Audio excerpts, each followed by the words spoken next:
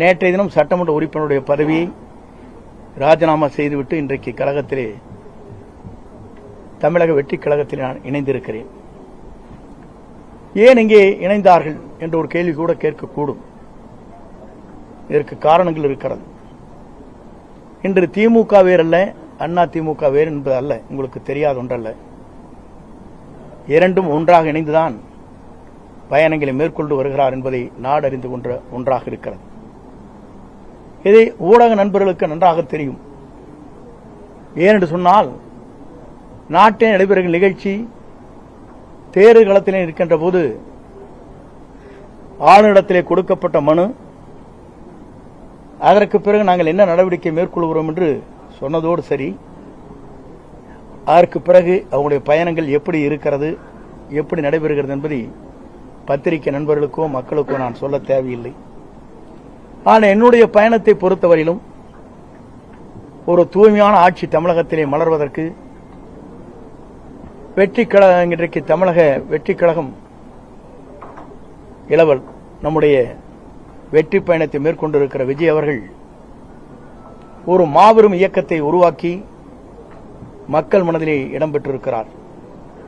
இங்கே வந்த பத்திரிகை நண்பர்களே அவருடைய குழந்தைகளை கேட்டால் சொல்லும்.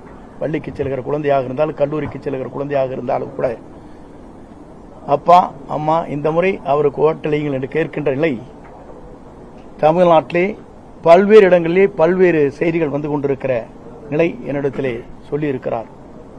என்ன காரணம்? ஒரு மாற்றம் தமிழகத்திலே வேண்டும். தமிழகத்திலே ஒரு புதிய மாற்றத்தை உருவாக்கப்பட வேண்டும். தமிழகத்திலே இவர்கள் மட்டும்தான் ஆள வேண்டுமா? ஏன் ஒருவர் மற்றவர் நல்ல புனித ஆட்சியை நடத்துவதற்கு, ஒரு தூய்மையான ஆட்சியை நடத்துவதற்கு ஒருவர் தேவை என்ற எண்ணம் மக்கள் மனதிலே நிறைந்திருக்கிறது என்பதுதான் இந்த தமிழகம் வெற்றி கழகம் இன்றைக்கு பயணத்தை மேற்கொள்கிற போது அது வெற்றி பயணமாக நடைபெற்றுக் கொண்டிருக்கிறது. குறிப்பாக இதை நான் சொல்வதற்கு காரணம், எல்லா நாடுகளிலும் எல்லா மாநிலங்களிலும் பல்வேறு மாற்றங்கள் உருவாகி கொண்டிருக்கிறது. டெல்லியை எடுத்துக்கொண்டாலும் கூட 2 கட்சிகள் தான் பெரிய கட்சி என்கிற போது அன்றைக்கு மாற்றங்கள் உருவாக்கப்பட்டது.